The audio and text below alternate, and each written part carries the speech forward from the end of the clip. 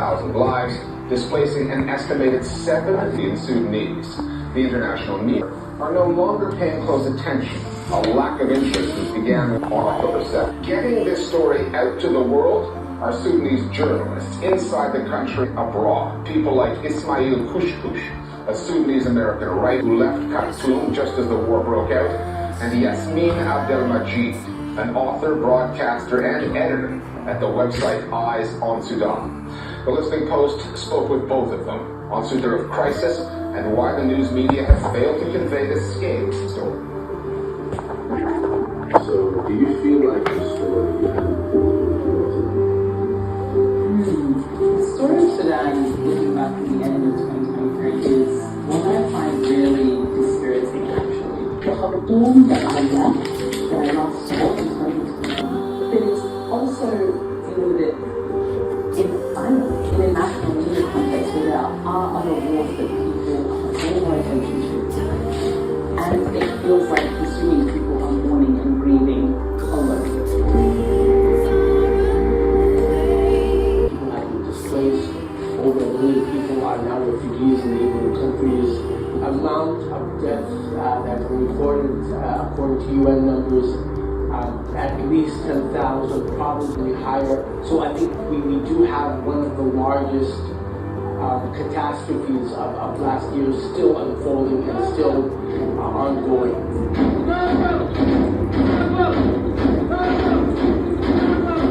This time, 5 years, we were witnessing the beginning of protests at the end of the regime. Reports say the military has forced President Omar al-Bashir to step down, ending 30 years of rule. And there was this real period of excitement.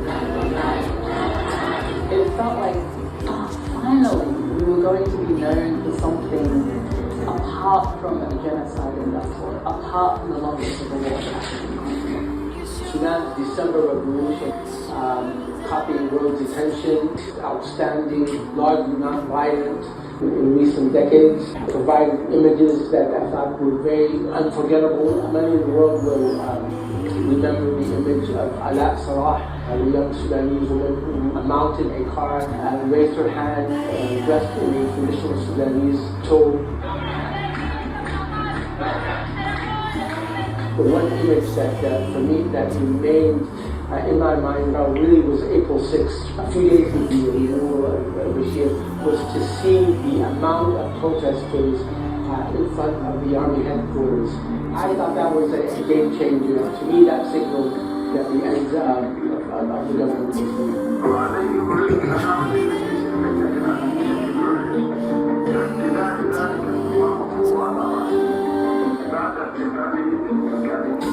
During this transitional period after the revolution of 2019, I think you can look at it and see this kind of game of life situation between two components of the military Israel. They then turned against each other, and that's what we saw in April 2023. Fighter jets circling overhead, firing missiles.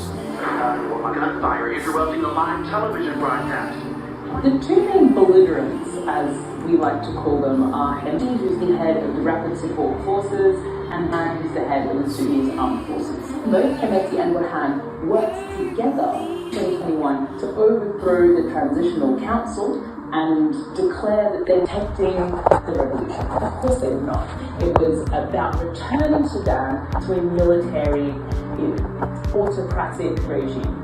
Once the two generals overthrew the civilian-led government, then it became, well, who's going to be the top dog? The Rapid Support Forces that are this irregular paramilitary militia, essentially, that came out of the Janjaweeds, which roughly translates to devils on horseback, were responsible for genocide in Darfur that happened 20 years ago. In some ways, the easy story is to say that it is a tale of two generals, or a tale of two. I myself use that framing sometimes because it felt like a way to quickly talk about what was going on. Of course, that's only the superficial story.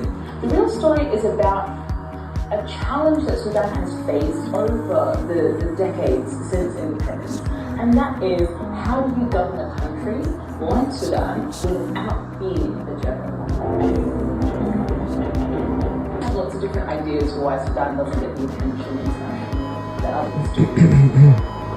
Part of it is because it's Africa, and honestly, is the fact that in the international media, stories of conflict in Africa aren't seen as that interesting. They're seen as part of the course. Another reason I think really does contribute to the lack of international media to challenge the journalists on the ground. In 2022, there was about 1,100 journalists working in Sudan. And this was a moment actually, because under the Bashir regime, just really, really suppressed. A recent report that came out of a UNESCO-supported survey said that about 90% of those journalists are unemployed now. The displacement of Sudanese that has culminated in the war includes, of course, journalists and their families. According to a recent report by Reporters Without Borders, 26 newspapers have stopped production. 10 radio stations have stopped. The news coming out of Sudan by Sudanese journalists has taken a hit.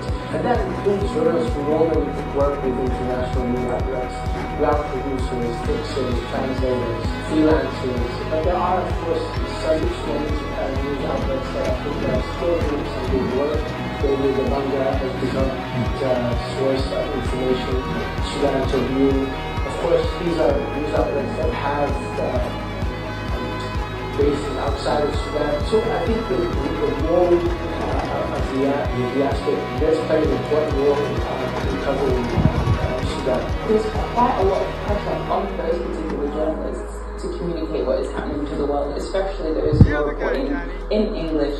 I mean, there's the case of Yusra Berman, who was doing a report on displaced people in Port Sudan, who ended up seeing one of her relatives in the crowd. And as the crowd parts,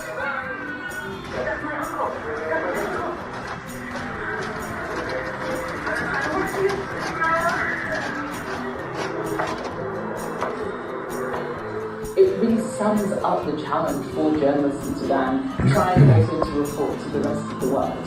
It's not just a distant thing, it's not just a theoretical story. As we enter 2024, we've started to see the trickling of interest in Sudan again.